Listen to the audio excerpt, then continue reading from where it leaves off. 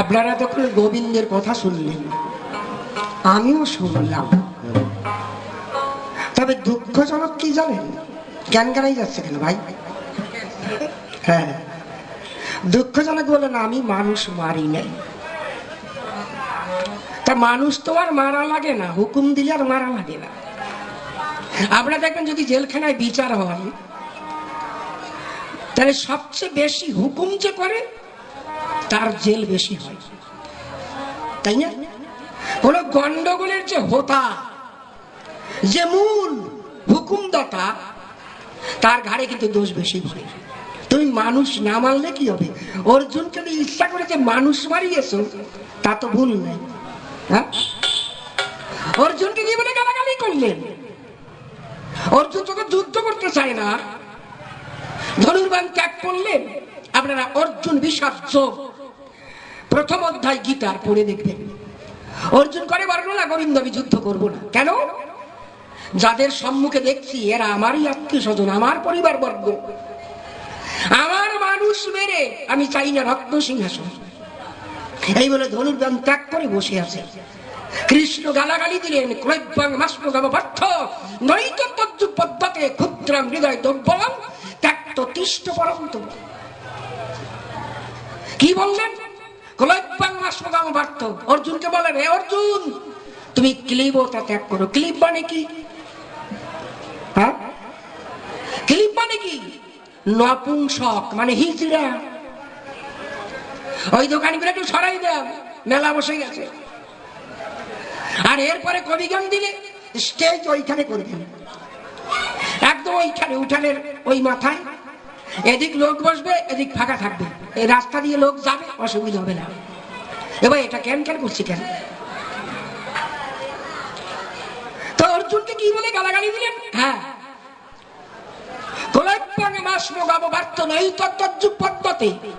হে অর্জুন, তুমি ক্লীবতা ত্যাগ করো, ধনুক ধরো, যুদ্ধ করো, মানুষ মারো।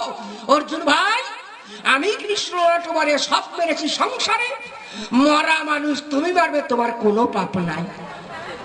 এই আসে না গীতার কথায় যে আমি সব মেরেছি, তুমি কি করবে? শুধু মরা মানুষ মারবে। সেই কৃষ্ণ বলছে আমি মানুষ মারি নাই। বাঁচিগারে নোয়াখুরি ভাইয়া হয়ে যায়, উনি মানুষ মারে নাই। গান গাই, দাদুর গান। হ্যাঁ, জ্ঞান অস্ত্রে তোর ধার বেড়েছে শাস্ত্রের ঘর্ষণে, ও যেন নিজের অস্ত্রে নিজে কেটে। আমার দীক্ষা করো, ও যেন নিজের অস্ত্রে, যেন নিজের অস্ত্রে নিজে কেটে, অবকা মরিস নে অসাবধানে। জ্ঞান অস্ত্রে তোর ধার বেড়েছে,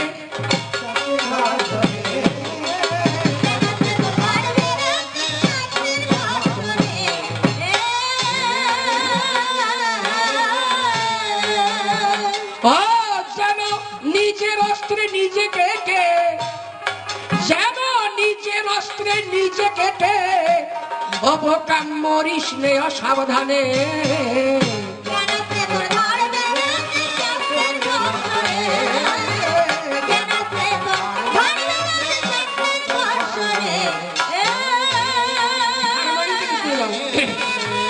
হারমোনিয়ামটার আওয়াজটা পাচ্ছি না, হারমোনিয়াম সামান্য একটু। যেন নিজের অস্ত্রে নিজে কেটে, ও যেন নিজের অস্ত্রে নিজে কেটে, বোকা মরিস নে অসাবধানে।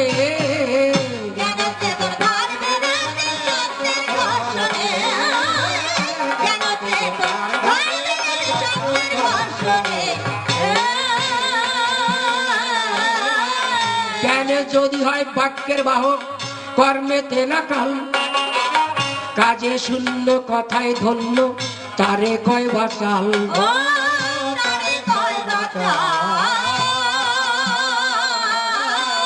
জ্ঞানে যদি হয় বাক্যের বাহক, কর্মেতে না কাল, হায় রে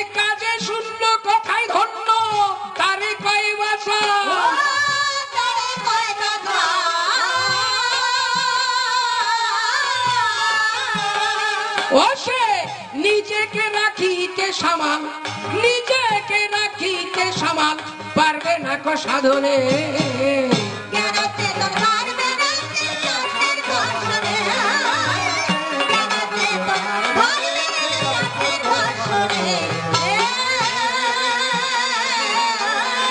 লোক ঠকানো সংগ্রহতা শাস্ত্র না ঘেটে, পরের যাত্রা নষ্ট করিস নিজের না কেটে। কমাই দাও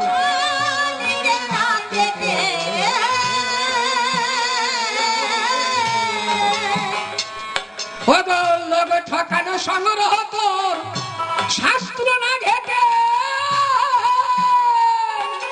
হায়রে পরের যাত্রা নষ্ট করিস নিজের নাক কেটে।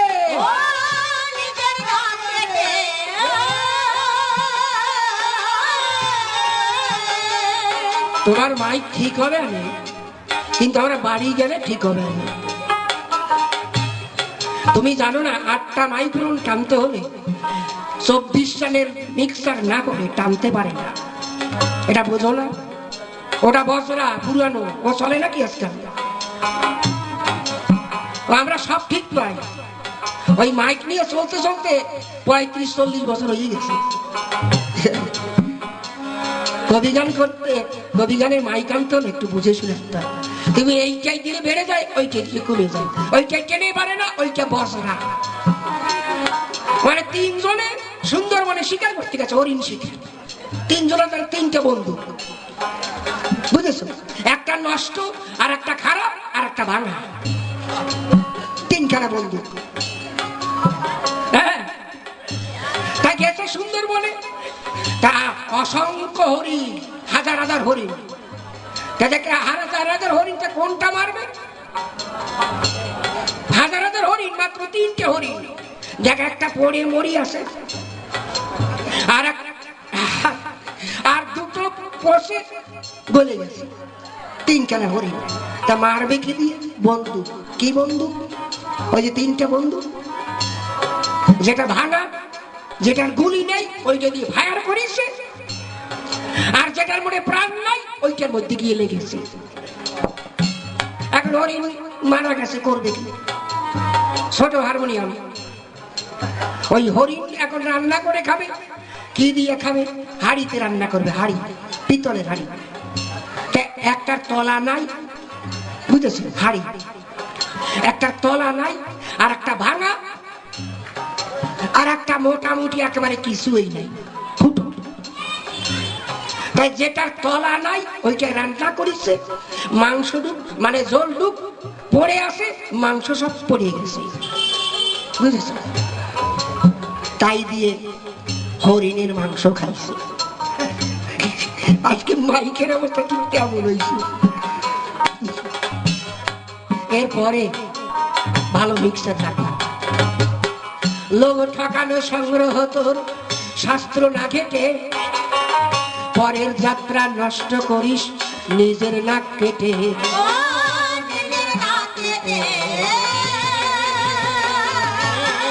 লোক ঠকানো সংগ্রহ তোর শাস্ত্র না ঘেটে, হায়রে পরের যাত্রা নষ্ট করিস নিজের নাক কেটে।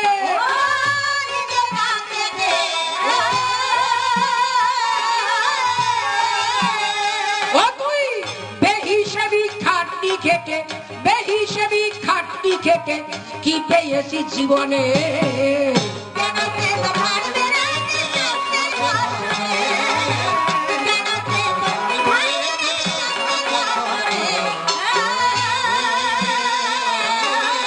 বেদ বেদান্ত পড়ে যদি না জাগে বেদন, দেবতা নিবে না তার নই বেদ্য নিবেদন।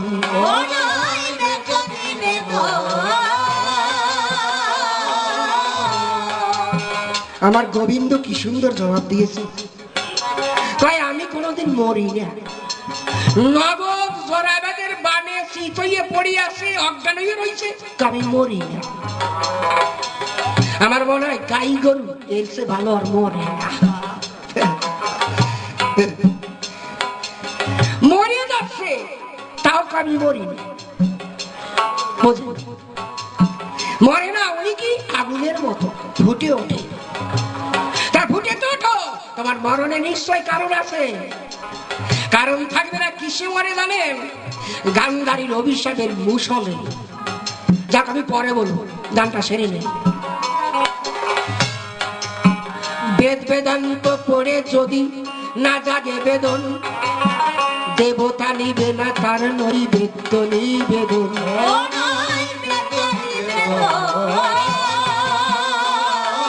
বেদে বেদান্ত পড়ে যদি না জাগে বেদন, আইরে দেবতা নিবে না তার নৈবেদ্য নিবেদন।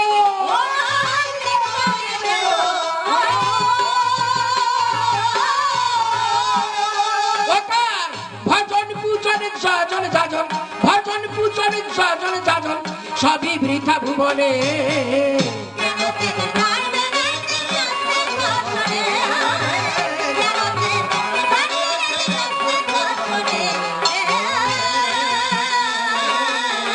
নিবেদন যার বেদন ভরা, নয়ন ভরা জল, হৃদয় ভরা ভালোবাসা, জনম তার সফল।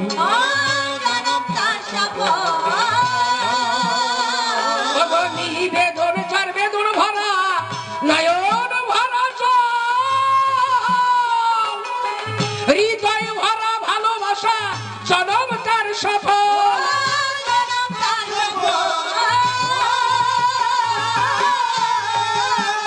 পাগল বিজয় চাই অন্তিমের সম্বল, বিজয় চাই অন্তিমের সম্বল, ব্যথার অশ্রু বর্ষণে।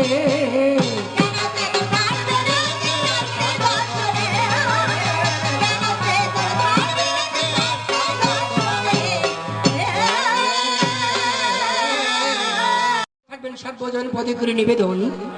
অনেকক্ষণ বলতে হবে ধর্ম সবার ঠাই। এক আর এক দুই যেমন আমার প্রশ্নগুলি ছিল, তেমন আমার মন বুঝে গোবিন্দ জবাব দেন নাই। যদিও দিয়েছে সুন্দর জবাব, জবাবে ধরতে হবে অভাব। এটা কবিওয়ালার 14 গোষ্ঠী জাতের স্বভাব বা চিরন্তনী বিধান।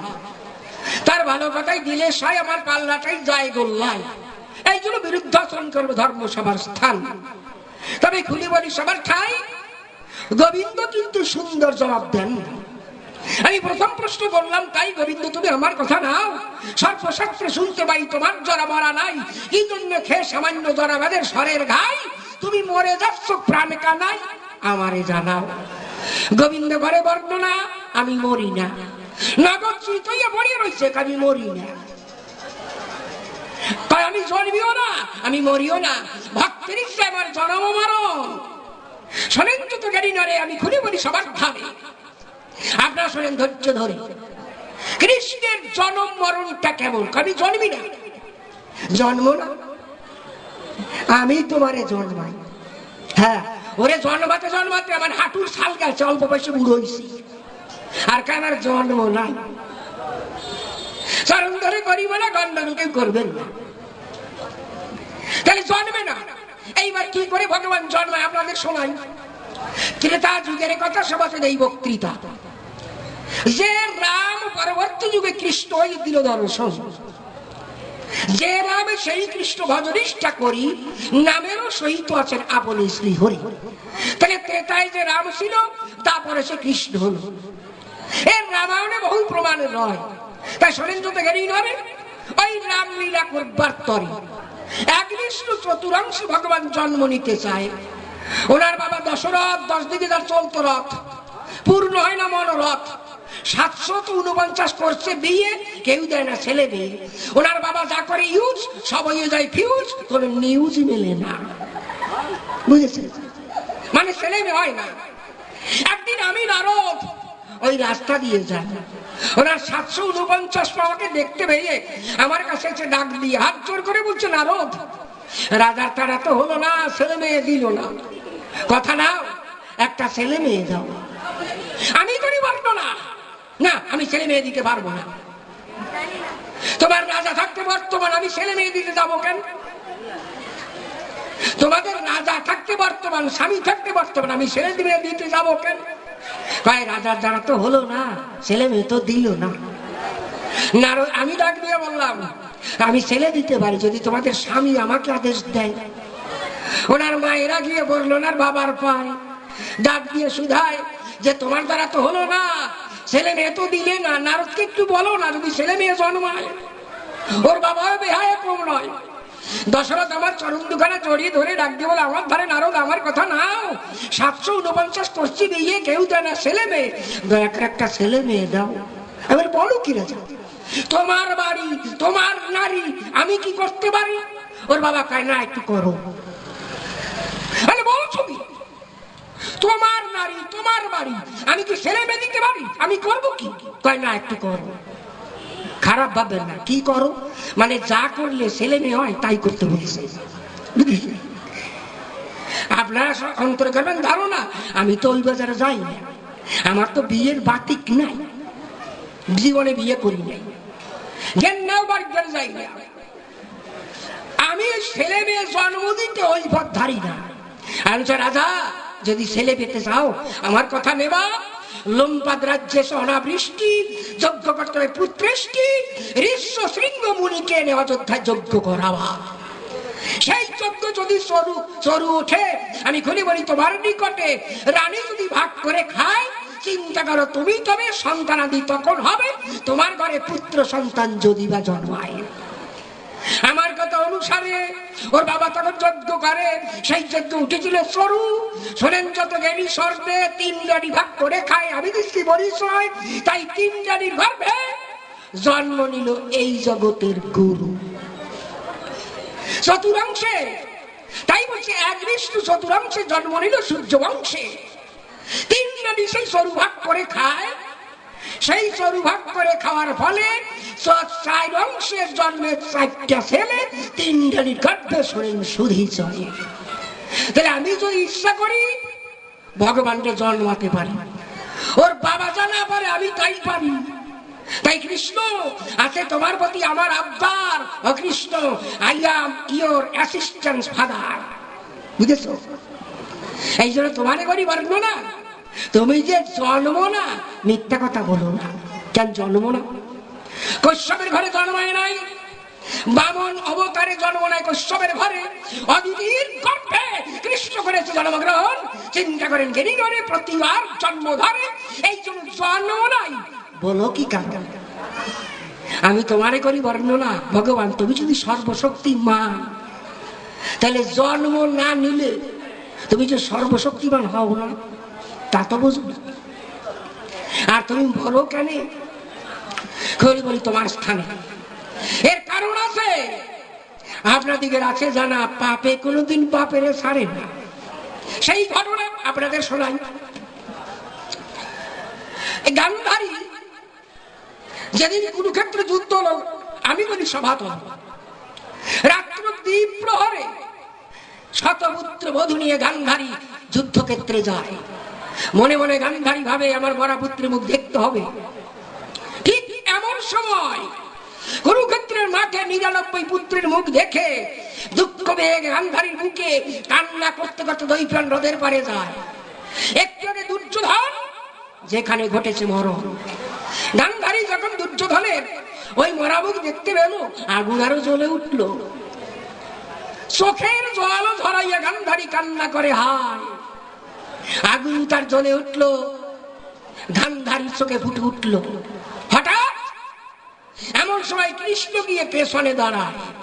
ওই যে কৃষ্ণ কালো শশী গান্ধারী পেছনে হাসি যখন খিলখিল হাসি দিয়ে দাঁড়ায়, গান্ধারী হাসি শুনতে পেরে ডাক দিয়ে বলে, গোবিন্দের ধারে আমার দুঃখের সময় না দিয়ে সান্ত্বনা মরে হাসি দিলে তুমি কৃষ্ণ কালো খায়, তবে দাঁড়াও ও গোবিন্দ, তোমার চক্রান্ত অনুসারে আমার শত সালে গেছে কালের ঘরে, আমার মনে আছে ভাবো তোমার রক্ষা নাই। আমি বলি তোমার ঠাই এই মুহূর্তে তোমার কিন্তু অভিশাপ দেব। এই বলে দুর্যোধনের গদাখানি ছিল পরে, ওই গদাখানি গান্ধারী ধরে নিজের মাথায় ঠেকাইয়ে, কপালে ঠেকাইয়ে, অমনি কৃষ্ণের দিক টাঙাইয়ে দেখতে হচ্ছে সোনা কৃষ্ণ সম্বাদ হবে। আমি অভিশাপ দেই সম্প্রতি, আমি যদি হই সতী, আমার সন্তান হারাইয়ের যে গতি, আমার অভিশাপের সতী, একদিন তোমার যদুবংশ তুমি সহ কালের ঘরে যাবে।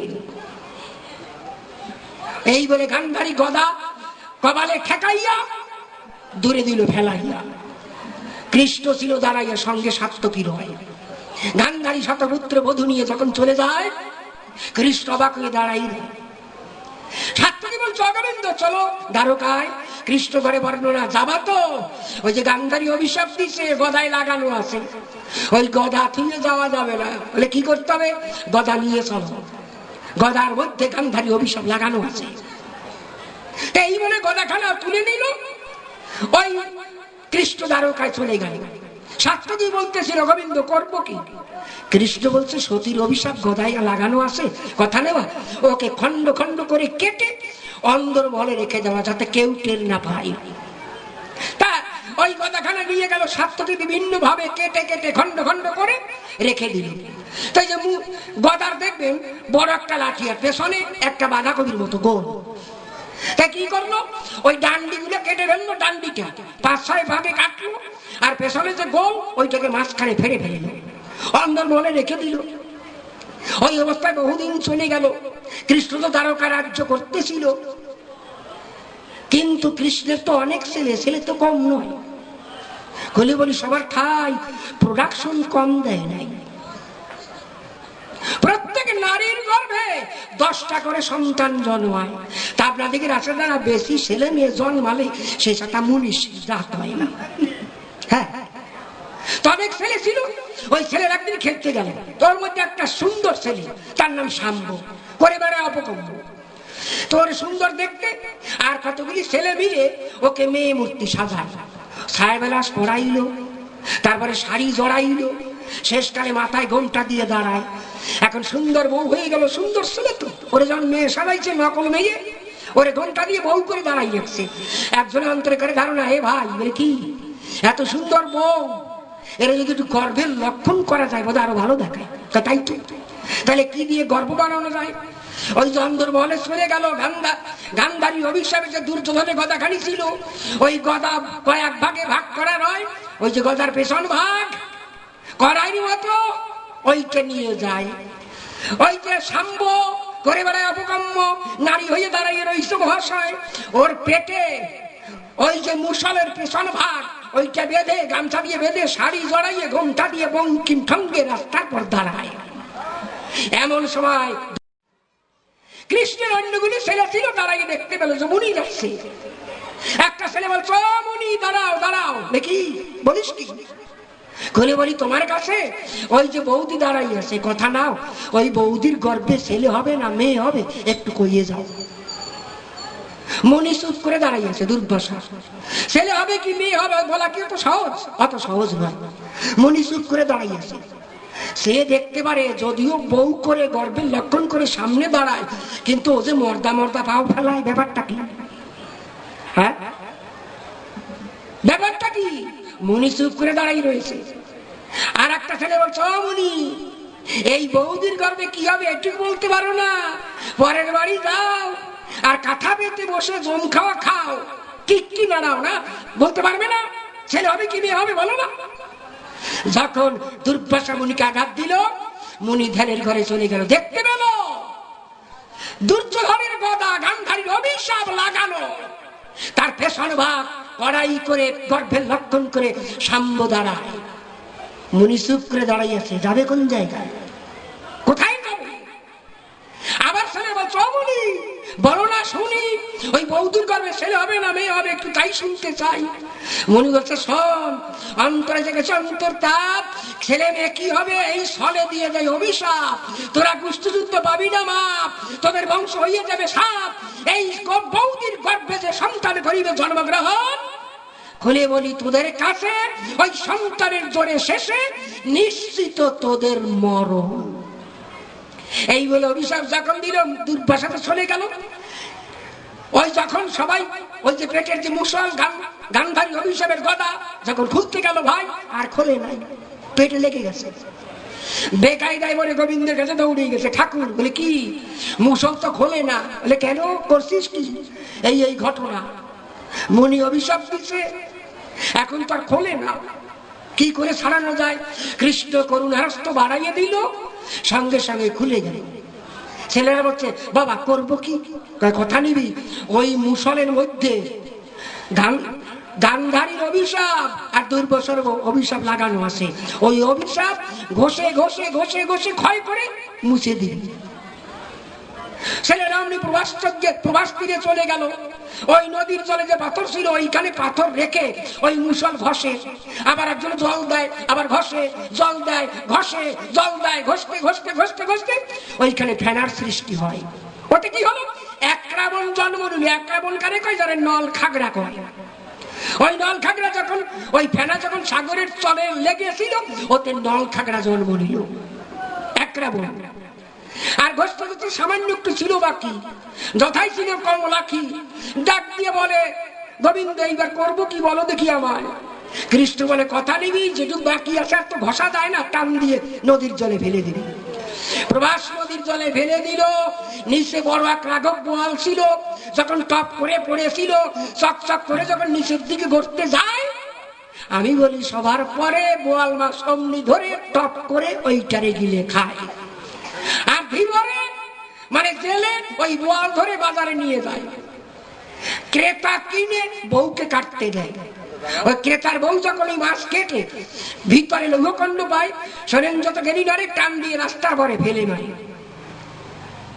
আর জরাবাদ ওই পথ দিয়ে যায়। ওরে যোগাযোগ দেখেন, যখন সূর্যের আলো ওই লোহার পরে পড়লো, চকচক চকচক ঝলমল ঝলমল করতেছিল। জরাবাদ দৃষ্টি দিয়ে দেখে, ওটা কি রে চকচক করে সোনা নাকি? কাছে গেল, হাতে নিল, দেখে লৌহখণ্ড, ইস্পাত। জরাবাদ মনে ভাবে, এইটা দিয়ে একটা শর্ত আমার তৈরি করতে হবে। জানি এক নালা কয়, আপনি দেখেন না বেদেরা পাখি শিকার করে এক নালা। রাত্রে গাছের ডালে পাখি থাকে, বেদেরা কি করে? ওই স্বর একটা সুচালো স্বর, একটা নালা কালা থাকে, ওইটা পেছনে নল জোড়ায়, জোড়াইয়ে জোড়াইয়ে জোড়াই জোড়াই উপরে উঠাইয়ে কুচ করে খোঁচা দেয়, আর পশু পাখি যা থাকে বেঁধে দেয়। তা জরাবাদ মনে মনে ভাবে এইটা এবার এক নালা বানাতে হবে। বাড়িয়ে ঘষে ঘষে সুন্দর করে ওটাকে কালাযুক্ত করে স্বর করে রেখে দেয়। আমি বলি আপনাদিকে ধারে ওই স্বর নিয়ে জরাবাদ ঘোরে। আর এদিকে প্রভাস যজ্ঞের পরে যজ্ঞ করে গোবিন্দের বংশ শুদ্ধ কালের ঘরে যায়। কি করে জানেন? ওই যে গান্ধারী অভিশাপ দিয়েছিল গদা, ওই গদা ঘষেছিল, ওই যে মুসল ঘষেছিল, ওর থেকে যে ফেনার সৃষ্টি হলো, ওতে একরাবণ জন্মায়, নল খাগড়া।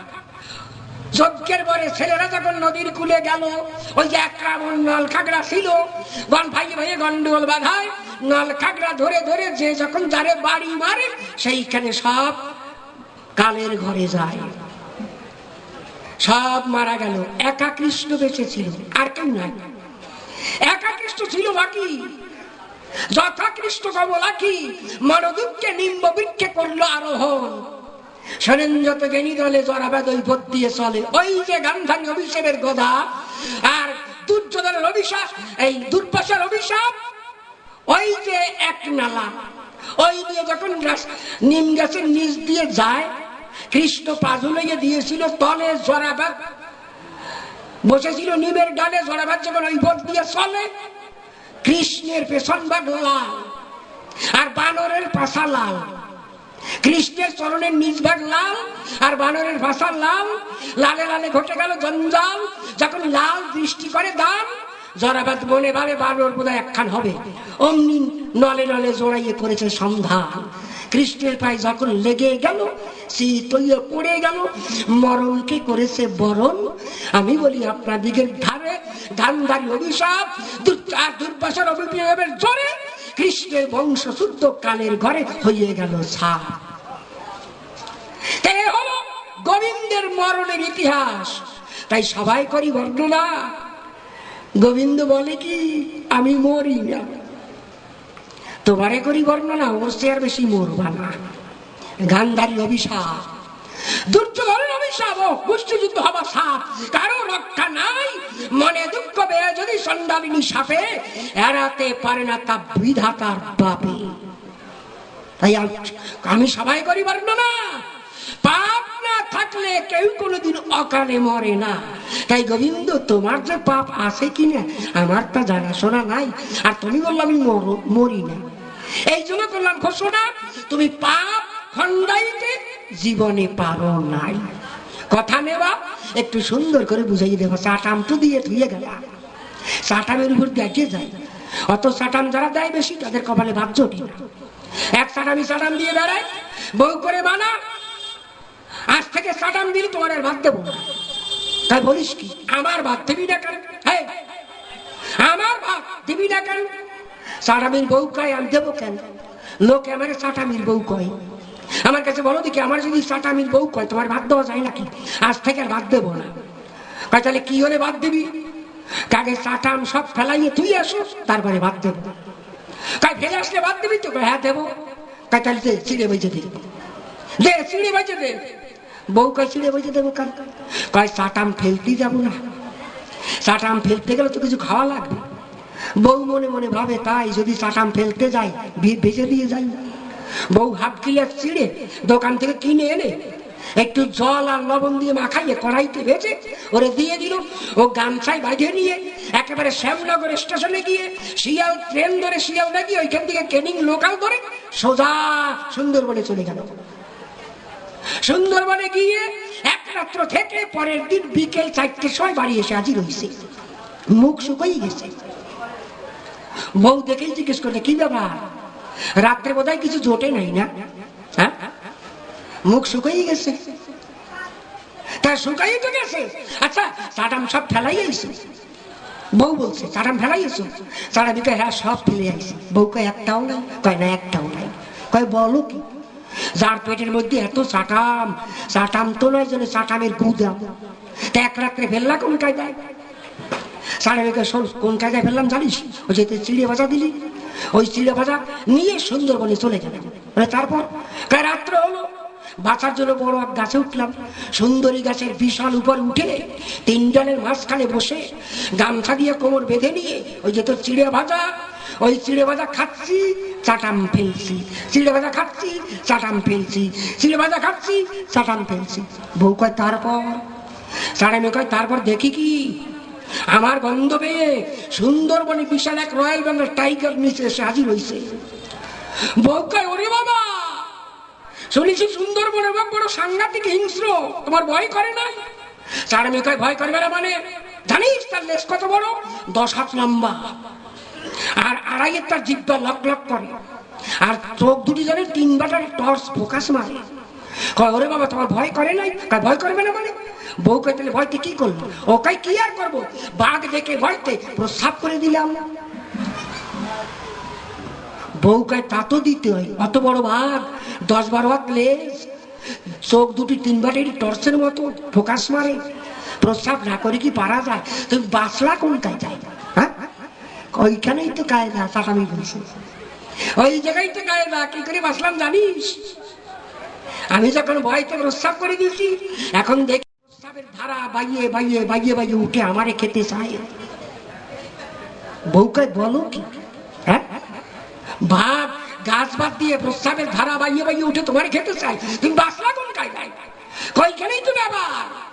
যখন দেখি বাঘ গাছ বাদ দিয়ে প্রস্রাবের ধারা বাইয়ে বাইয়ে বাইয়ে বাইয়ে উঠে আমার ঘরে ঘরে খায় খায়, কামড় দেয় দেয়, ঠিক এমন সময় প্রস্রাব কাটাপ করে দিলাম, আর বাঘ ওইখান থেকে দরাম করে পড়ে শীতয়ে মরিয়ে গেছে। বউ কয় চাটাম ছাড়াই আইসো না একটা জড়াই নিয়ে চলে আইসো? তা তোমারে করি বলতো না ও গোবিন্দ, তুমি মরো না, চাটাম ছাড়াতে কিছু জড়াই নিয়ে ঠিক পাইলে না? হ্যাঁ, বাপে কোনোদিন বাপের ছাড়ে না, মনে ব্যথা পেয়ে দিদি চন্ডালী সাপে এড়াতে পারে না তা বিধাতার পাপে। তাই গান্ধারীর চাপে তোমার এই অবস্থা হয়। গোবিন্দ তোমারে করি বর্ণনা, দোষ ছাড়া তোমার মেলে না, পরিষ্কার খাঁটি জবাব তোমার কাছে চাই। আমার কুরুক্ষেত্রে কোনো দোষ নাই, 5খানি গ্রাম চাই। আমি যখন গ্রাম চাই আমারে বাঁধতে চাই, তোমার বাঁধবে না? কি সুন্দর সন্ধি করতে গেছে। আগে ধম্ম পুরোহিত গেল, ধম্ম পুরোহিত কি চেয়েছিল? রাজ্যের অর্ধেক ফিরে দাও। এখন চুক্তি অনুসারে ওরা পায় না রাজ্য, পাশাখানায় দাম ধরে, সেই হিসেবে রাজ্য পায় না। তখন কৃষ্ণ সন্ধি করতে চায়। যুধিষ্ঠির করে বর্ণনা, ভাইরে যুদ্ধ করা তো ভালো না, কথা নিবি? আমাদের 5 ভাইকে 5খানা গ্রাম দিলে বিবাদ আমাদের যায় চলে, তুই একটু গিয়ে পৌরোহিত্য করে পাঁচখানা গ্রাম 5 ভাইয়ের জন্য এনে দেবি? কৃষ্ণ বলছে হ্যাঁ এনে দেবো। অমনি কৃষ্ণ পৌরোহিত্য করতে জানি যায়। দুর্যোধন যখন শুনতে পারে কৃষ্ণ আসবে আমাদের ঘরে, রাস্তা থেকে রাজভবন পর্যন্ত তোরণ সাজায়। তোরণ সুন্দর পথ, 2 পাশে কলা গাছ লাগাইল, ফুলের মালা দিয়েছিল, আর মাঝখানে লাল কাপড় পেতে দেয়, গোবিন্দ আসবে স্বাগত লিখেছে দরজায়। দেখেছেন দুর্যোধন রে খারাপ বলো? গোবিন্দ গোবিন্দ আসবে শুনে তরুণ সাজিয়েছে, যে বর্তমানে রাজা বাদশাহ মন্ত্রীরা এলে যেমন সাজায় ঠিক তেমন সাজিয়েছে দুর্যোধন। গোবিন্দ আসবে আর বেয়াই আসবে, সুন্দর করে সাজায়, বসতে সিংহাসন দিল। গোবিন্দ এসেছিল, অমনি ডাক দিয়ে বলল, কৃষ্ণ নারায়ণ, হে দুর্যোধন, ভাই ভাই বিবাদ করে নাই প্রয়োজন, কথা নাও, 5 ভাইকে 5খানা গ্রাম দাও। দুর্যোধন মনে মনে ভাবে, যদি 5খানা গ্রাম দিলে বিবাদ চলে যাবে, তাই আমাকে যুদ্ধ দিয়ে কিসের প্রয়োজন, ওখানে মানুষ মারার কি প্রয়োজন, অন্তরে করি ধারণা, আর আমি যুদ্ধ করব না। এইবার করজোরে ডেকে বলছে, দুর্যোধন, গোবিন্দ কথা নাও, এইবার তুমি কোন কোন 5 গ্রাম চাইলে বিবাদ যায়, 5খানি গ্রাম চাও, আমি অম্লান বদলে করে যাবো দান, অম্লান বদলে দিয়ে যাবো, ভালো চাও। যখন বলছে আমি 5 ভাইকে 5খানা গ্রাম দেবো, উনি চাওয়া আরম্ভ করেছে। ইন্দ্রপ্রস্থ তিলপ্রস্থ বাকুন্দ বর্ণবৎ দেহিবে ছত্রগ্রামং পঞ্চমে হস্তিনাপুরী। প্রথম কি চাইলেন? ইন্দ্রপ্রস্থ, তারপরে কি তিলপ্রস্থ, তারপরে বর্ণবৎ, তারপরে বর্ণবৎ দেহিবে ছত্রগ্রামং পঞ্চমে হস্তিনাপুরী। ইন্দ্রপ্রস্থ, তিলপ্রস্থ, মাকুন্দ, বর্ণবৎ আর হস্তিনা। হস্তিনা কোনটা? যে গ্রামে বসে দুর্যোধন রাজত্ব করছে, যেখানে সিংহাসন, এটা হলো হস্তিনা, যেখানে বর্তমানে পুরানো দিল্লি করে, আর হস্তিনা ওইখানে। আর কি এখন যে হস্তিনা স্টেশন আছে, ওটার নাম পাতানো হস্তিনা, মূলে আদি হস্তিনা পুরানো দিল্লি। এরপরে কি ইন্দ্রপ্রস্থ। ইন্দ্রপ্রস্থ কোনটা? যেটা নয়া দিল্লি, নয়া দিল্লি, যেখানে বসে ওই যে 5 ভাইয়েরা নতুন খান্ডব বন দাহন করে রাজধানী প্রতিষ্ঠা করে, ওর নাম ইন্দ্রপ্রস্থ। তাহলে প্রথম চালু কি? ইন্দ্রপ্রস্থ, তারপরে তিলপ্রস্থ, তিলপ্রস্থ মানে আর একটা রাজধানী। এরপরে কি? ইন্দ্রপ্রস্থ, তিলপ্রস্থ, মাকুন্দ। মাকুন্দ মানে ওই যে গুজরাট, রাজস্থান, ওই অঞ্চলে সিদ্ধ প্রতিষ্ঠি, এইটাকে বলতো মাকুন্দ। ইন্দ্রপ্রস্থ, তিলপ্রস্থ, মাকুন্দ। বর্ণবৎ, বর্ণবৎ মানে বানারসি, গয়া, গঙ্গা, কাশী সব জড়াইয়ে এই বর্ণবৎ। উত্তরাখণ্ড, উত্তরপ্রদেশে এই কিছুটা, এই রাজধানী, এই বর্ণবৎ চাইল। আর কি? হস্তিনাপুরী। হস্তিনা কোনটা? মানে যেখানে বসে দুর্যোধন রাজত্ব করছে। প্রকারান্তরে 5 ভাইকে এই 5খানা গ্রাম দাও, আর 100 ভাই বনে বনে ঘোড়ার ঘাস পেকে বেড়াও। বুঝেছি গ্রাম কত? আচ্ছা গ্রাম কারে কয়? কয়েকখানি বাড়ি নিয়ে একটা পাড়া হয়, তাই না? কয়েকখানা বাড়ি নিয়ে একটা পাড়া হয়, আর কয়েকটা পাড়া নিয়ে একটা গ্রাম হয়। আচ্ছা আমার কাছে বলুন দেখি, একটা গ্রাম আর একটা রাজধানী এক নাকি? এক নয়। কৃষ্ণ 5টা গ্রামের নামে 5টা রাজধানী চায়। তৎকালে পাণ্ডবদের রাজত্বে, কৌরবদের রাজত্বে এই 5টা জায়গা, 5টা রাজধানী ছিল। যেমন এখন ভারতবর্ষের বুকে 4টা রাজধানী প্রধান, কি? দিল্লি, কলকাতা, মাদ্রাস আর বোম্বাই, যারে মুম্বাই কয়। এই 5টা জায়গা প্রধান। এখন যদি কেউ প্রধানমন্ত্রী কাছে গিয়ে কয়, কথা নেবেন, আমি ভারতবর্ষ চাই না, আমার এই কয়টা জায়গা দেবেন, কোনটা? সমস্ত দিল্লিটা আমারে দেবেন, দিল্লি একটা গ্রাম, এই গ্রামটা আমারে দেবেন। আর কি? পশ্চিমবঙ্গ চাই না, কলকাতা গ্রামটা আমারে দেবেন। আর কি? মানে দক্ষিণ ভারত চাই না, আমার বোম্বাই শহরটা দেবেন। আর কি? মাদ্রাস, আমি ওই দক্ষিণ ভারতের যে তামিলনাড়ু, অন্ধ্র, হায়দ্রাবাদ, এখানে চাই না, কথা নেবেন, এই মাদ্রাস প্রদেশটা আমারে দেবেন। আমার কাছে বলুন দেখি, ভারতবর্ষে চাও কিছু বাকি থাকে নাকি? হ্যাঁ বাকি থাকে? তাই 5খানি গ্রামের নামে কেন করলে প্রহসন? দুর্যোধন তখন করেছে বর্ণনা, বিনা যুদ্ধে সূচের অগ্রভাগ মেদিনী আমি দেব না। ওই কৃষ্ণ তুলে শোনা, সুতীক্ষ্ণ সুসগ্রেণ বিদ্যতে দশমেদিনী তদাং তদর্থং নৈদেশ্যামি বিনা যুদ্ধে ন কেশব। হে কৃষ্ণ, সূচের অগ্রভাগ খুদিতে যেটুকু মেদিনী লাগে, আমি অন্তরে করি ধারণা সূচের অগ্রভাগের মেদিনী আমি বিনা যুদ্ধে দেব না। যদি কৌশল করে কৃষ্ণ এই 5খানি গ্রাম সেই যুদ্ধ না বাধার কথা শোন, আপনাদিকে আসে না কুরুক্ষেত্র যুদ্ধ হইতো না। মূলে গুড়ের ফোট কৃষ্ণ নারায়ণ, এই জন্য ওটা গুড়ের ফোট। ঝগড়া বাধায় কি সুন্দর কইয়ে যায়, আমি নাকে খত দেবো যদি আমার কুরুক্ষেত্রে দোষ থাকে। দোষ নাই, আমি কুরুক্ষেত্রে যুদ্ধ করি নাই, আমি মানুষ পারি নাই, নাকে খত দেব। তা তুমি দাও, হুকুমের আসামির দোষ বেশি না। কারণ আমি একটা বিচার দেখেছি। কি বিচার? যারা মার্ডার করেছিল ভাই, তারা 7 বছর করে জেল হয়েছিল, কিন্তু যে মার্ডার করার ইঙ্গিত দিল সেই নেতার ফাঁসি হয়েছিল। খবরের কাগজে পড়েছিলাম। কার ফাঁসি হলো? যে নেতা সুপারি দিয়ে ইঙ্গিত দিয়ে মার্ডার করালো সেই নেতার ফাঁসি হলো। আর যারা মার্ডার করলো তাদের মাত্র 7 বছরের জেল হলো। তা আমি খুলে বলি সবার পাশাপাশি যারা হুকুমদাতা সুপারিদাতা তারা দোষী বেশি। তা তুমি কি করলে? কুরুক্ষেত্রে যুদ্ধ করালে, মানুষ মারলে। আপনাদিকে আছে জানা কুরুক্ষেত্রে যুদ্ধ হতো না, হতোই না। আপনারা কি এখানে বলেন নাই? আর একটা ছোট্ট ঘটনা আপনাদের শোনাই, কেমন দেখেন, একটা বাস্তব ঘটনা।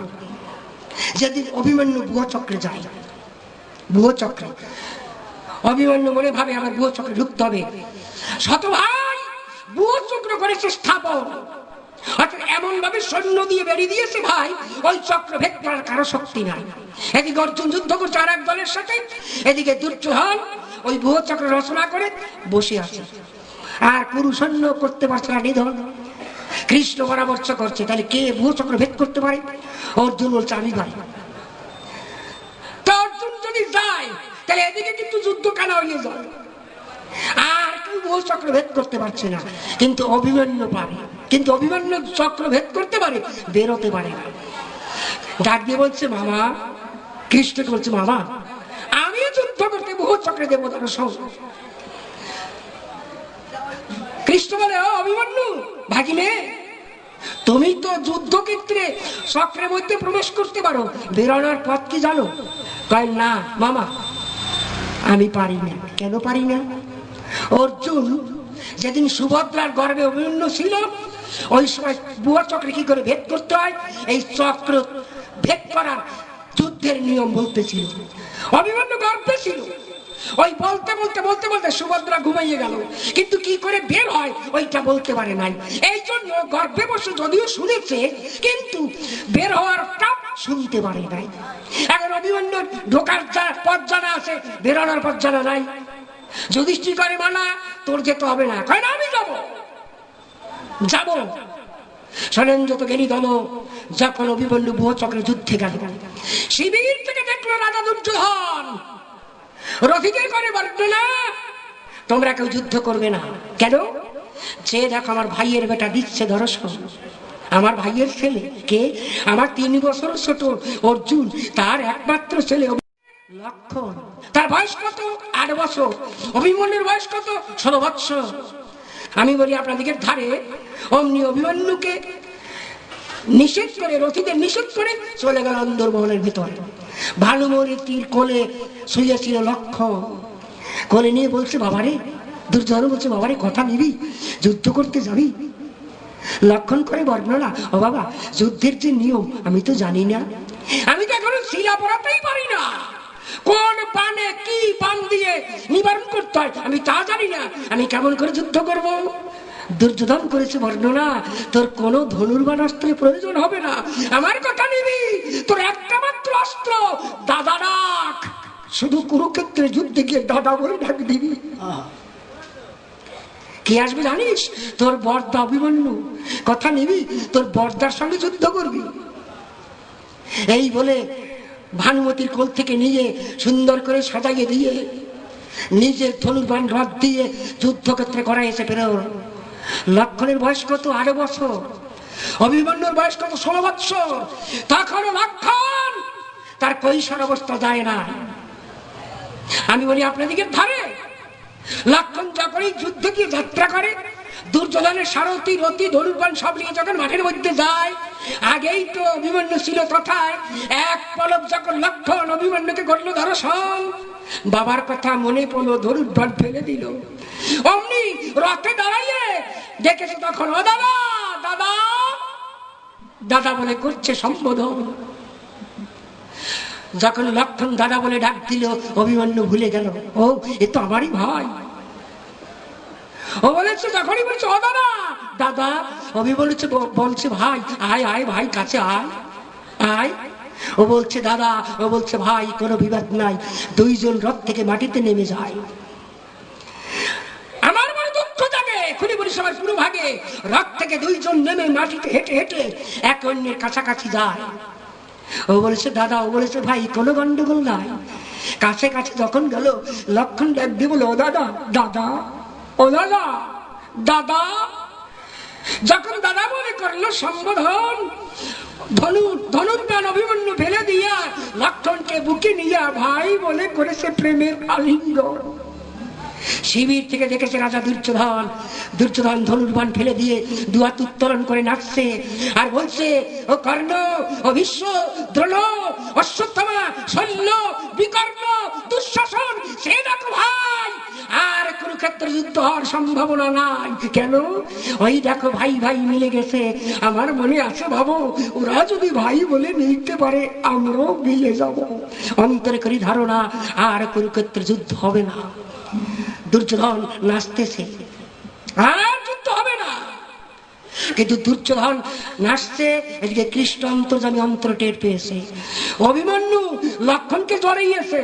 কৃষ্ণ অন্তরে করে ধারণা, এইবার যদি অভিমন্যু লক্ষণ মিলে যায়, ভাই ভাই মিলে যায়, তাহলে তো কুরুক্ষেত্রের যুদ্ধ হবে না। তাহলে কি করে যুদ্ধ বাঁধানো যায়?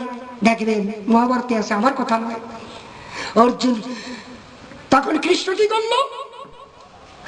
দুষ্ট সরস্বতীকে ডাক দিল, বলছে, কোথায় দুষ্ট সরস্বতী, লক্ষ্য রাখ আমার প্রতি।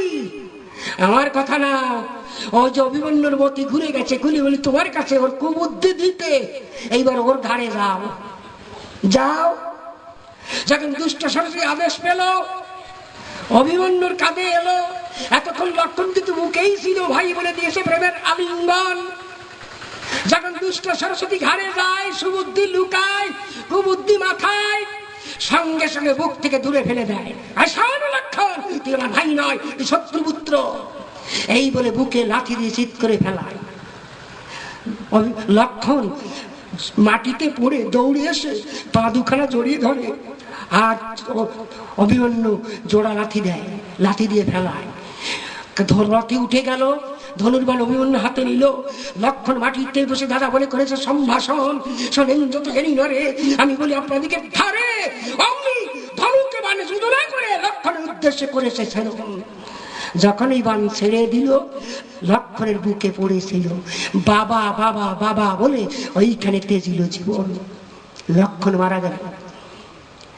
রাগে দুর্যোধন জ্বলে উঠলো, এতক্ষণ ধরে ভাইয়ের বেটা বলে সম্মান দিয়েছে ধরা পড়ে, এই ভাইয়ের বেটা নয়, কথা নাও, সপ্তরথী একত্তরে এই শয়তানের এই মুহূর্তে বধ করে ফেলাও। তারপরে সপ্তরথী একত্তরে অভিমন্যুকে বধ করে। আমার কথা নয়, মহাভারত। কৃষ্ণ এই যে দুষ্টামি ফাইজলামি পাইছে কোন জায়গায়? পাইছে কোন জায়গায়? আর কয় কি, দুর্যোধন 5 ভাইকে মারতে চায়। হ্যাঁ, মারতে চায়, অসুবিধা কোন জায়গায়? কিন্তু মারে তো নাই, আগুন তো লাগাই নাই। লাগাইছে আপনারা কোন চোখ ফুলে কোন আগুন লাগাইছে? দুর্যোধন শক্তি ছিল। ওরা 5 ভাই যখন ওইখানে থাকবে, তখন দ্রৌপদী আসে নাই, বিয়ে হয় নাই, বনবাসে অজ্ঞাতবাসে। প্রথম গিয়ে বারাণসীতে যখন থাকলো যতগৃহে, ওটা ঘি দিয়ে তৈরি ছিল। ওই যখনই আগুন লাগাই দেবে 5 ভাই মারা যাবে, চুক্তি ছিল, কিন্তু মারে নাই। কে? বিদুর দূত পাঠায়, বিরোচনকে পাঠায়। বিদুর বিরোচন কথা নাও, এটা যৌতুক গৃহ, আগুনের গৃহ, 5 পাণ্ডবকে বাঁচা। ওই যে কে? যেমন রাবণের ভাই ছিল বিভীষণ, আর এদিকে আর এক বিভীষণ বিদুর, দাসী পুত্র। দাসী পুত্র অন্তর করে ধারণা, আমি তো জীবনে রাজত্ব পাবো না, কেমন করিয়ে যাব যে ইতিহাসে আমি নাম হয়ে রব। যেমন কে? বিভীষণ। লোকে যদি কারো নাম নেয়, যদি ভাইয়ের সঙ্গে ভাইয়ের যদি বিরোধ হয়, আগে কি কয়? এক নম্বরের বিভীষণ। এই যে খেতা, বিভীষণ আর মির্জাপুর, এই দুটো প্রবাদ আছে, মানে এরা হলো ঘর শত্রু, বুঝেছেন? তো যে বিদুর, ওইটা ঘর শত্রু। ও যখন সংবাদ দিল, কৌশল করলো, ওই যে কুন্তী আর 5 ভাই এখানে ছিল, 5 ভাইয়ের তখন যুক্তি করে নিল, এটা যতগৃহ যুধিষ্ঠির বলছে ভাই রে রক্ষা না। কি করলো জানেন? ওইখানে যতগৃহ থেকে মাটি দিয়ে সুরঙ্গ করে, সুরঙ্গ করে একবারে গঙ্গার পাড়ে নিয়ে যায়। যখন সুরঙ্গ তৈরি হয়ে গেল, একদিন দেখতে পেল ওই পঞ্চপাণ্ডব যে 5টা ব্যাধের ছেলে নিয়ে একটা বেধিনী মা ফুটপাতে ঘুমাইয়াছে। ফুটপাতে ঘুমায়, রাত্রে হলো এইখানে ঘুমায় বেধিনী, তার 5 ছেলে। ওই বড় বড় ওই রাত্রে যখন ঘুমায়, কুন্তী গিয়ে ওদের নিমন্ত্রণ দেয়। কে দিয়েছে জানেন? কুন্তী। শোনেন, সতীকারে করে কুন্তী নিমন্ত্রণ দিল, ও মা বেধিনী, আমার এই মনের বাণী কথা নেবা, আমরা বারণাবতে একটা অতিথি গৃহে আসি, আজকে আমাদের বাড়ি গিয়ে তোমার 5 ছেলে নিয়ে দুটো খাবা খাবা। এই বলে যখন নিমন্ত্রণ দিল, বিকেল বেলা খেতে গেল, ওদের খাওয়াইয়ে ওই ঘরে শোয়াইয়ে দিল। শোয়াইয়ে দিয়ে ওই যে সুরঙ্গ ছিল, ভীম করলোকে এক এক করে ওই সুরঙ্গের মধ্যে পাঠায়। ভীম ওই তখন যতগৃহে আগুন লাগায়, আগুন লাগাইয়ে দিল। ওই যে বেধিনীর 5 ছেলে নিয়ে যতগৃহে শুয়েছিল, ওরা অজান্তে ঘুমন্ত অবস্থায় তাদের জীবন খানি যায়। আর 5 ভাই আর কুন্তী সুরঙ্গের মধ্য দিয়ে পলায়।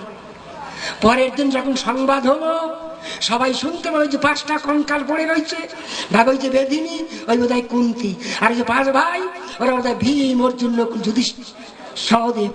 এদের ভেবে ওইখানে ভাবছে বোধহয় পঞ্চপাণ্ডব মারা গেছে। আমি খুলে বলি সবার কাছে, ওই বেধিনীর স্বামী 5 ছেলের বাবা কিলক জানতে পারে। কিলক, ওই বেধিনীর স্বামীর নাম কি? কিলক। ওই 5 বেধিনীর 5 ছেলের বাবাকে কিলক, কিলক ব্যাধ। ও জানতে পেল যে পঞ্চপাণ্ডব কৌশল করে নিমন্ত্রণ দিয়ে আমার স্ত্রী আর আমার সন্তানদের পোড়ায়। মনে আছে, ভাবো আমি এর প্রতিশোধ নেব। তাই কি করেছিল জানেন? এই পঞ্চপাণ্ডবের পক্ষে কিলক ছিল। কিলকের প্রতিজ্ঞা ছিল, যেদিন আমি আমার 5 ছেলের পরিবর্তে যুধিষ্ঠিরের এই 5 ভাইয়ের 5 ছেলে নিধন করতে পারবো, সেদিন আমি মুক্ত হব। প্রতিজ্ঞা করে ঢুকেছিল, আর যেদিন মুক্ত হলো সেদিন প্রকাশ হলো। শোনেন সেই ঘটনা, গল্প বলা আসে না, বুঝেছেন? গুড়োগাড়া যা ছিল প্রায় চলে গেছে। এতক্ষণ গান গাওয়ার কায়দা ছিল না, নীরবই হলো না। তা আপনারা জানেন যে 18 দিন যুদ্ধ হয়েছিল, কিন্তু আমি বলছি না, 18 দিন হাফ রাত্র যুদ্ধ হয়েছিল। হাফ রাত্র কবে জানেন? 18 দিন যখন পূর্ণ হলো, দুর্যোধন গদা যুদ্ধে পড়েছিল, তখনও মরে নাই। দুর্যোধনের মরণ কিসে? দুর্যোধনের মরণ কিভাবে হবে জানেন? গদায় মরণ হবে না। অশ্বত্থামা দুর্যোধনের হাতে দিল, ও তো বসেছিল, দেখেই হাসছে, আরে শালার ভীম, তোমার গায়ে বল অসীম, অন্যায় করে আবার উরভঙ্গ করে রেখেছো এই দৈত্যদের গায়ে, আজকে তোমাকে নিয়েছি, এইবার চাপটা করবো ধরায়। বাম হাতে নিয়ে দুর্যোধন মুন্ডটা যখন চাপ দিল, চ্যাপটাও নিয়ে গেল। হওয়ার সঙ্গে সঙ্গে ভাবে, একই যার মাথায় গদা দিয়ে আঘাত করেছি, গদার আঘাতে যার মাথা ভাঙতে পারি নাই, একটা চাপ দিলে ভেঙে গেল, তাই এ তো ভীমের মাথা নয়, এ তো ভীমের মাথা নয়। পরখ করে দেখতে পারে ভীমের ছেলে ওইখানে তার মুন্ডু কেটে এনেছে এই জায়গায়। সে দেখতে পারে ও 5টা মুন্ড, 5 ভাইয়ের নয়, 5 ভাইয়ের 5টা ছেলে। চোখে জলের ভস্মা করলে কি? ও গুরুপুত্র, তুমি করলে কি? আমি ভেবেছিলাম কুরু বংশের বাতি দিতে, 5টা ছেলে আছে জগতে, আজ অন্যায় যুদ্ধ করে শেষে কুরু বংশের শেষ প্রদীপ 5 ভাইকে করিয়ে নিধন। আমি অন্তরে করি ধারণা আর পুরো বংশের কেউ রহিল না, এ তুমি কি করলে?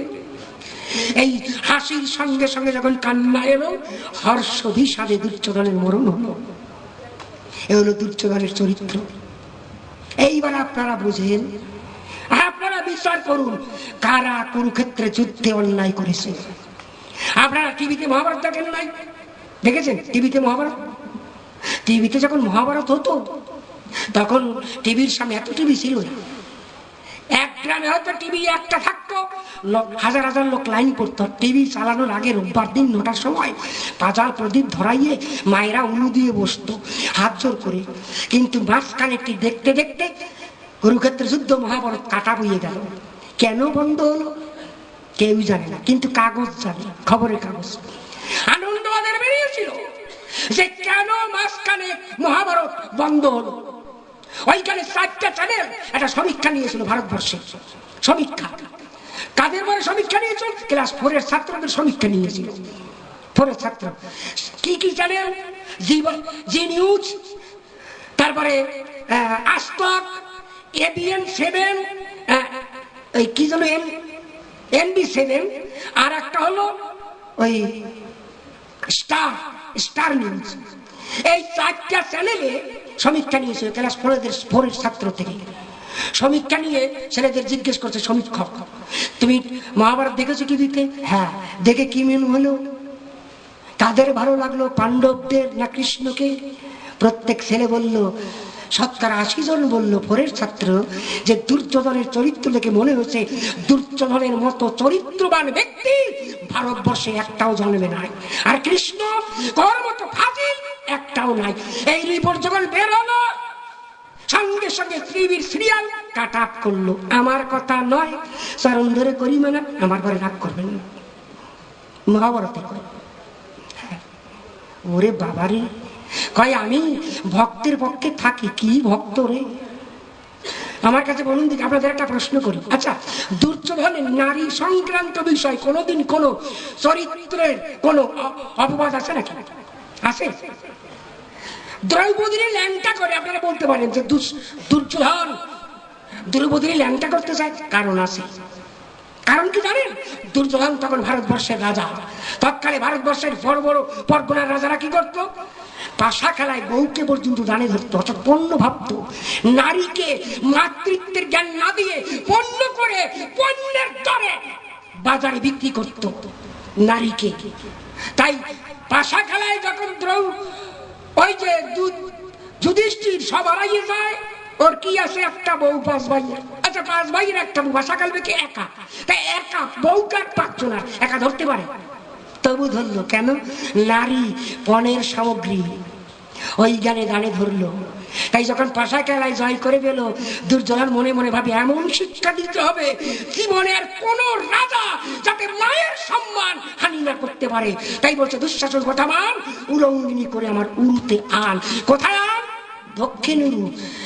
এইখানে দেখায় দক্ষিণ উরুতে কার স্থান? মায়ের স্থান। বাম উরুতে কার স্থান? বধূর স্থান। তাই দুঃশাসন কোন উরু দেখায়? দক্ষিণ উরু। তাই দেখবেন বিবাহের আগে বাউল মশাই কি করে জানেন? নারীকে ডাইনে শোয়াইয়ে তারপরে বামে বসায়, যার সঙ্গে বিয়ে হবে।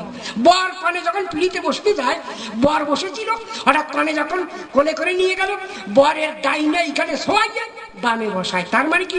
ডাইনে মায়ের স্থান। মাতৃত্বের সম্মান দিয়ে তারপরে বউ করতে হয়, এলো নারীর মান। তাই দুর্যোধন মনে মনে ভাবে ভারতবর্ষের নারীকে যাতে কেউ অপমান না করে চরম শিক্ষা দিতে হবে। তাই ল্যাংটা করতে চেয়েছিল, করে নাই। বুঝেছেন? করে নাই। এই জন্য দুর্যোধনের মতো অত বড় চরিত্রবান ব্যক্তি আর জগতে একটা নাই। আর 5 ভাই, ওদের 5 ভাইয়ের 14খানা বিয়ে। 14খানা। ওরে সাধুরে, 5 ভাই তো দ্রৌপদী আছে। অর্জুন আরো 4খানা করেছে। অর্জুন, যুধিষ্ঠির আরো 2খানা করেছে, ভীম 3খানা করেছে, নকুল সহদেব আরো 2 করে করেছে। মোট 5 ভাইয়ের 14টা বিয়ে। আর সেই দলে কৃষ্ণ যায়। কাদের দলে যায়? যারা বেশি বিয়ে করে তাদের দলে। বুঝেছেন? আর যারা জীবনে কোনোদিন এক পতি ভিন্ন অন্যের দিকে চায় নাই, এক স্বামী ভিন্ন আর এক পতি নারী ভিন্ন অন্য নারীর দিকে যারা চায় নাই, সেই দলে কৃষ্ণ নাই। যাবে কেন? ওই দলে আছে। ওই দলে কে আছে জানেন? সতী। কে সতী? দ্রৌপদী। আচ্ছা, দ্রৌপদীর কৃষ্ণ কি কয়? সখী কয় না? আপনারা দেখবেন টিভিতে, সিরিয়ালে, মহাভারতে, সব জায়গায় দেখবেন দ্রৌপদীকে কৃষ্ণ সখী বলে সম্বোধন করে। সখী, ও সখী।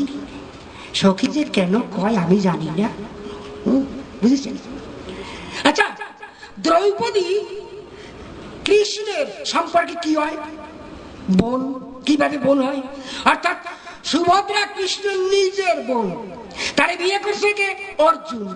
আর দ্রৌপদীকে অর্জুনের বউ।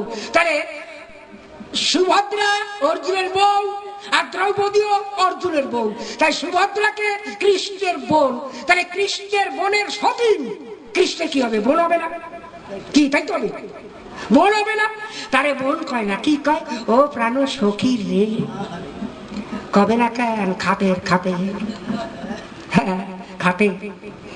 কত বড় সতী! কব কব চরণ ধরে করি। আর তো কোনোদিন হয়তো আসতে পারি না পারি, তো জানা নাই, বাঁচতে পারি নাও পারি, একটু কইয়ে থুয়ে যাই। যেদিন 5 ভাই দ্রৌপদীকে বিয়ে করে চলে গেল কাম্যক বনের ভেতরে, একটা ঘরে রেখে কুন্তিকে 5 ভাই ঘুরতে যায়, সঙ্গে দ্রৌপদী আছে। যখন ঘুরতে গেল ভাদ্র মাস, কাম্যক বনে যখন গেল, একটা গাছে একটা আম দেখতে পেল। একটা গাছে একটা আম পেকে গেছে বিকেল বেলায়। ওই আমটা দেখে দ্রৌপদী অর্জুনকে বলে, ডেকে, স্বামী কথা নাও। করে বলি, তোমার ধাম, ওই যে পাকা আম দেখতে পেলাম, আমটা পরে আমার খাওয়াও। বিকেল বেলায় অর্জুন যখন দ্রৌপদীর কাছে শুনতে পারে, একটা বান ধরে যখন আম গাছে আঘাত দিল, বানটা পড়ে, এই আমটা পড়ে মাটিতে পড়ল। ওই আম এনে দ্রৌপদীর হাতে তুলে দেয়। দ্রৌপদী মনে ভাবে এইবার আম খাবে। একটু আসনে মুছে যখন খেতে যায়, এমন সময় কৃষ্ণ দাঁড়ায়।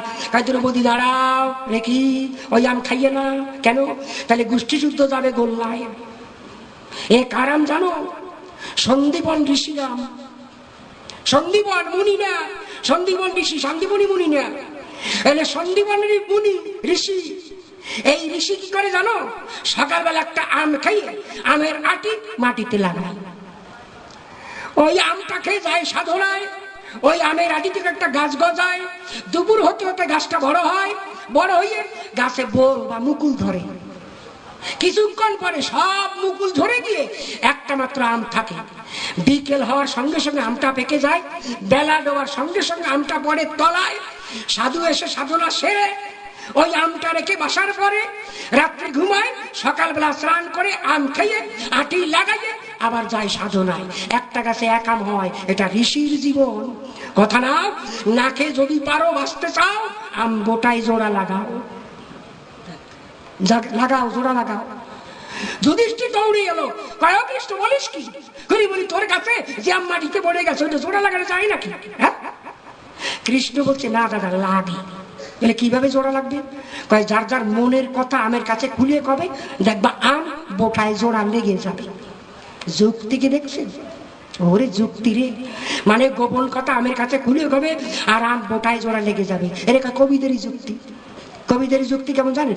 এক কবি আর গাবেন কি, কপাল ভাসিয়া গেল নয়নে, কপাল বলে।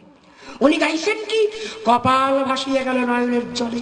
এক অভিজ্ঞ শ্রোতা ডাক দিয়ে বলে, সরকার মশাই বলে কি, নয়ন তলে কপাল উপরে, কি করে নয়নের জলে কপাল ভিজতে পারে? সরকার মশাই বলছে, দেখুন সরকাররা মিথ্যে কথা বলে নাকি? তা তো বলেন না, সরকারও তো মিথ্যে কথা বলে না, কিন্তু চোখ তো তলে কপাল তো উপরে, তাহলে কি করে নয়নের জলে কপাল ভিজতে পারে? মানে উল্টাইয়া। সরকার মশাই বলছে, হ্যাঁ ভেজে। বলে কি করে ভেজে? তাহলে আমি একটু ভিজাই, তারপরে দেখে যাই। উনি আর কি বলছে তখন, যে কপাল ভিজিয়ে গেল নয়নের জলে, কিন্তু পাদুখানি বাধা ছিল তেঁতুলের ডালে। কি সুন্দর বলে, এর গায়ে কবিদের যুক্তি। তা কৃষ্ণ বলছে, যুধিষ্ঠির দাদা কথা নেওয়া, যার যার গোপন কথা খুলে কবা, আম জোড়া লেগে যাবে। তাহলে কে কবে?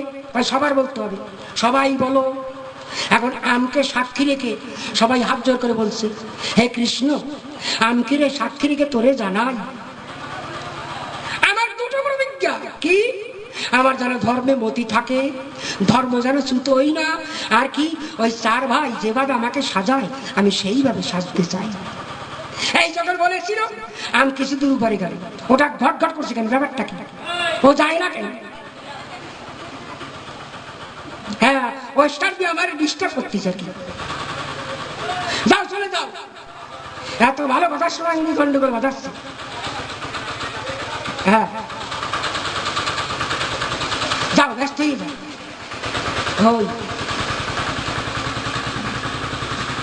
যুধিষ্ঠির বলছে আমার যেন ধর্মে মতি থাকে, আর চার ভাই আমাকে যেভাবে সাজায় আমি সেইভাবে সাজতে চাই।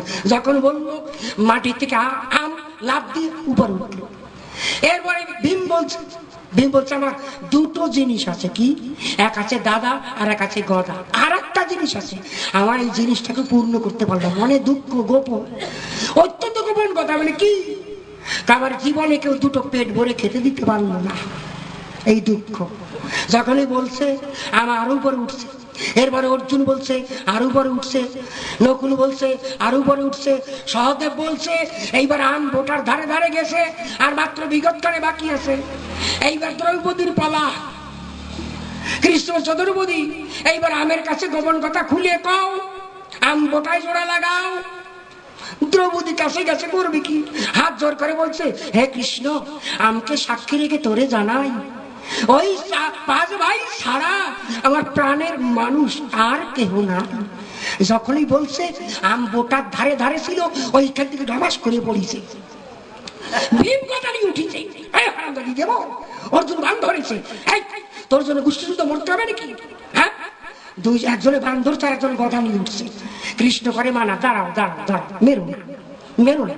কাছে কাছে দিয়ে বলছে, সখী বলো না, অসখী বলো না, মনের গোপন কোণে যা আছে বলো না। ওই পাঁচ ভাই ছাড়া আর যদি কাউকে চাও, মনে মনে চাও, একটু বলো না। যদি না বলে ভীমের গদার গুতন খায়, যাবা কোন জায়গায়? বুঝেছেন?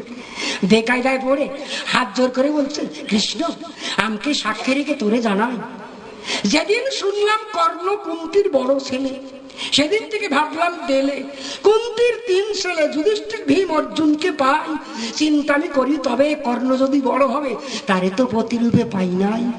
কবে কর্ণকে প্রতিরূপে পাবো? আমি তার ভাই বসিব, আমার প্রেমের অর্ঘ তুলে দেবো কর্ণের রাঙা পাই। এই গোপন কথা যখন বলে লাভ দিয়ে আমি গেল চলে, বোটারাম জোটায় জোড়া লেগে যায়।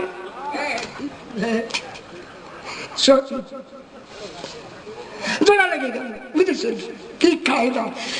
আর এরে কয় সতী, 5টায় হয় না, আর একটারে চাই। আর সেই বাড়ি আমার কৃষ্ণ ঠাকুর যায়, যাবে না কেন? আংটা পিরিত ছাড়াই না মোটে, আংটা পিরিত খাতের খাতের। 2 ভাই আর বাবা 3 জনে খেতে বসে, 2 ভাই আর বাবা। বাবা মাঝখানে আছে, 2 ভাই 2 পাশে বসে রয়েছে। এখন মা খাবার দিচ্ছে, একটা মাত্র রুই মাছের মাথা বাজার থেকে কিনে আনছে, মা আস্ত রান্না করেছে। এখন বড় ছেলে ডান দিকে, ও ভাবছে আমি মায়ের বড় ছেলে, বোধহয় মা রুই মাছের মাথাটা আমারই দেবে। আর বাদিকে ছোট ছেলে, ও ভাবছে আমি মায়ের ছোট ছেলে, আদরের ছেলে, মা বোধহয় রুই মাছের মাথা আমারই দেবে। আর মাঝখানে বুড়ো কর্তা বসে রয়েছে, উনি ভাবছে আমি ওনার, উনি আমারে না দিতে পারবে।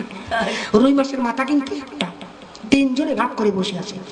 এখন মা ভাবছে কারে দেবে, মাথা তো একটা, মানুষ তো 3 জন, জানে না দেবো সেই তো রাগ করবে। হঠাৎ ভাবছে ছেলেরা ছোট, এত বড় মাথা ছেলেরা ভেঙে খেতে পারবে না, তার মাঝখানে বুড়োর পাতে দেই, বুড়ো ভেঙে চুড়ে 2 দিক ট্রান্সফার করবে, 3 বাপটা ভাগ করে খাবে। এই চিন্তা করে মা রুই মাছের মাথা মাঝখানে বুড়োর পাতে ঠাইসে ধরছে, বুঝেছি? যেই রুই মাছের মাথা 2 ভাইরে বাদ দিয়ে বাবার পাতে দিচ্ছে, এদিক থেকে ছোট ভাই বড় ভাই ইঙ্গিত করে বলছে, দাদা দাদা দেখ দেখ, বলে ইঙ্গিতে বলছে দেখ। মা শেষকালে রুই মাছের মাথাটা 2 ভাইরে বাদ দিয়ে বাবার পাতেই দিল। ওদিক থেকে বড় ভাই একটা দীর্ঘ নিঃশ্বাস ফেলে বলছে, ভাই দেবে না কেন? যার সাথে তার খাতের ভাই, যার সাথে তার খাতের, দেবে না কেন? এই জন্য গোবিন্দর কথা নাও, কুরুক্ষেত্রে দোষী আসো, সত্যি কথা কইয়ে যাও। যাক, একটাই আলোচনা করে আমার কোনো দরকার নাই। আমার মনে আছে বাবু এরপরে নাকি গৌরবে কি করবে জানি না, গোষ্ঠী উদ্ধার করবে। কৃষ্ণ এই করিস, গৌরী যে কদ্দুর করবা আমার তা জানা শোনা নাই। যাক, এইবার কানে গান নাই।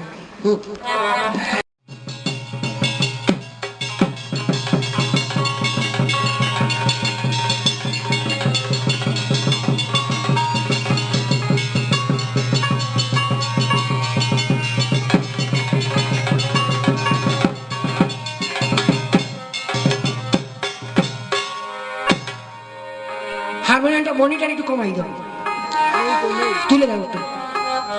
আগামী দিন 7ই ফাল্গুন দাদু ভাইয়ের জন্মদিন। এবার বঙ্গে 2 বঙ্গে দাদুর জন্মোৎসব পালিত হচ্ছে। তাই আগামী দিন আমরা সেখানেও থাকবো, কিন্তু এত রাত্রে গান ফেলা আমাদের গাওয়ার কায়দা নাই। কারণ আপনাদের জানা আছে আমাদের প্রায় প্রতিদিন বিসর্জনের সময় গান, রাত্র জাগরণ করলে 3 দিনে 4 দিনে গান গাওয়া যায় না, এজন্য থাকতে পারে না।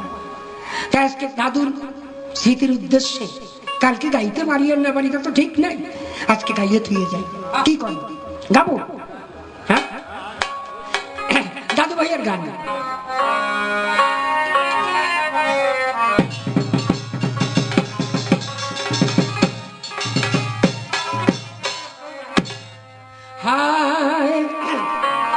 আমি তারে ভুলবো কেমন, আমায় পাগল করেছে রে স্বামীর বাঁকা নয়নে। আমি তারে ভুলবো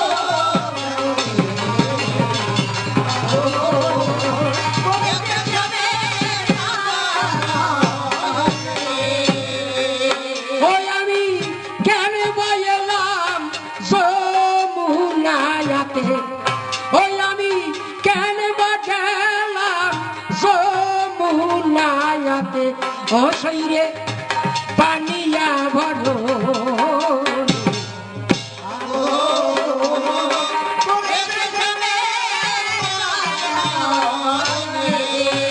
সেদিন প্রেমে যমুনা কিনারে, ও সেদিন দেখলাম তারে পরাণ ভরে।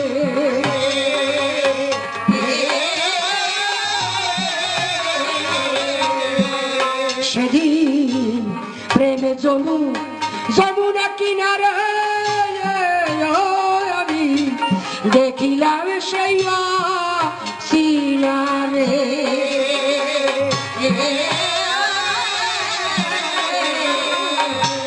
হৃদয় বিনার মিলন সুরে ওই বাজিল মধুর মধুরে,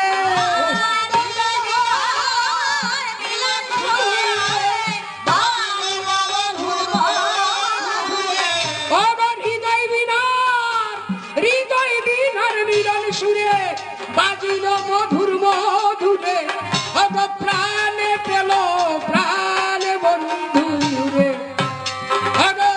প্রাণে পেল প্রাণ বন্ধু রে, সে কোন মধুর লাগনে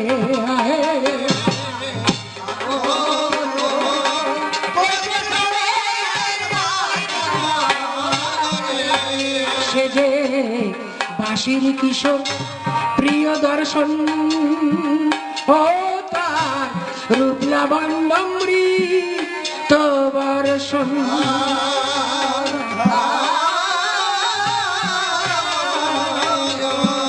সে যে বাঁশির কিশোর ওরে প্রিয় দর্শন,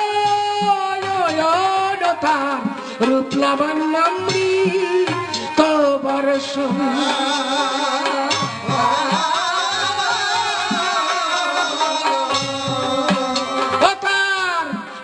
দৃষ্টি প্রাণ বাঁচানো আর পাখি ধরা ফাঁদ পাতানো,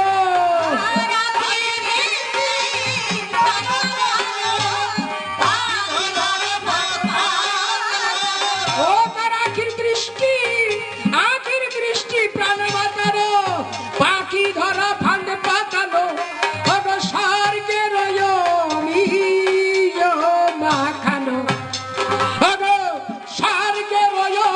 নীল মাখানো ও তার চন্দ্র বদনে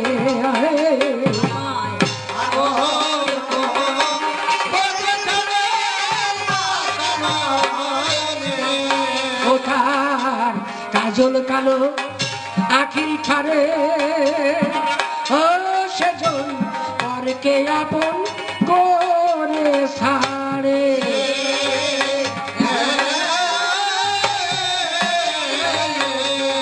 ও তার কাজল কালো ওরে আখির ঠারে ও সেজন পরকে আপন করে ছাড়ে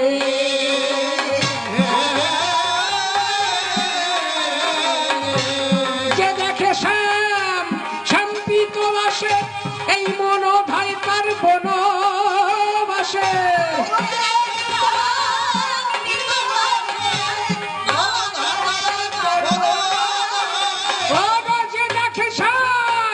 সম্পিত বাসে এই মন ভাই তার বনবাসে ও সে রয় নাই আপনার ভাই আসে ও সে রয় নাই আপনার ভাই আসে ওখানে ফুল সায়নে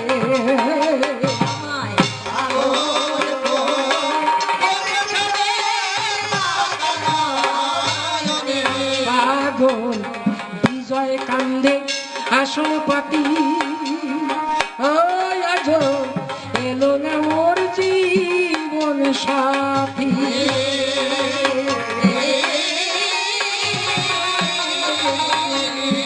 পাগল বিজয় কান্দে আসন পাতি আজ এলো না মোর জীবন সাথী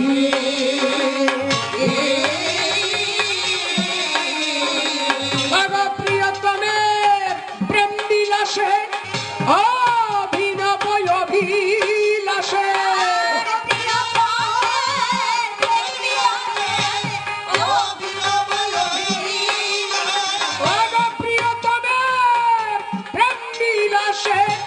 অভিনব অভিলাষে ওরে তিনি কাটে তার আশায় আসে ওরে তিনি কাটে তার আশায় আসে ও পূজার কুসুম চয়নে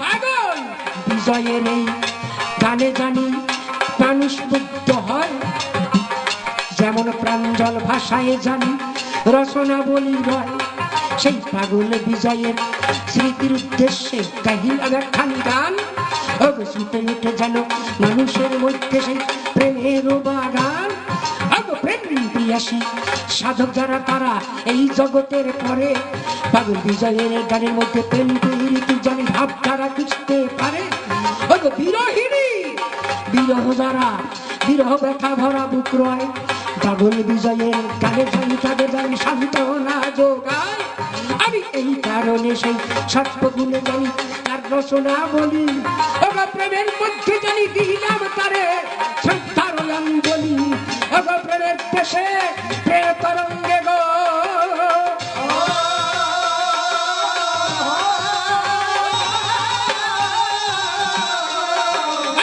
করি যে ধারণা তবে আত্মা হারে জানি বেশি আমি ভাইরে বলবো না নীরব হয়ে যাচ্ছে চারিদিকে জানি সবাই বলতে চাই এইখানে জানি সঙ্গতির অভাব মোটেই মোদের নাই এই অসঙ্গতির মধ্যে আমি গাইলাম ভাইরে গান ওরে কেমন করে জুড়াইব জানি আমার বড়া প্রাণ হারমোনিয়ামের সঙ্গে ঢোল মেশে না সুর মেশে না হয়েছি জানি মাইকের জন্য আজি যে কারখানা এই কারণে বিপদে বুঝে আমি সরে যাই তবে আত্মা হারে বেশি আমার বলে দরকার নাই এরপরে গোবিন্দ আমার কথা দিও সুন্দর করে তুমি জবাব বটে দিও যাতে মানুষ জানি ওই মুগ্ধ বটে হয় এই নিবেদন করিয়ে তোমার না পায়ে জানি পরবর্তী যুগে তুমি কি বা হবে গৌরূপ তুমি কি তত্ত্ব দেবে গৌরূপ তুমি কি বদন দেবে জানি সুন্দর করতে সর্বোচ্চ করবে আত্মার বেশি বলবো না সেইখানে সুন্দর এই বলবো আমার আসল শেষ হলো জয় জয় রাধা গোবিন্দ প্রেমানন্দে হরি হরি বল। Audio Jungle.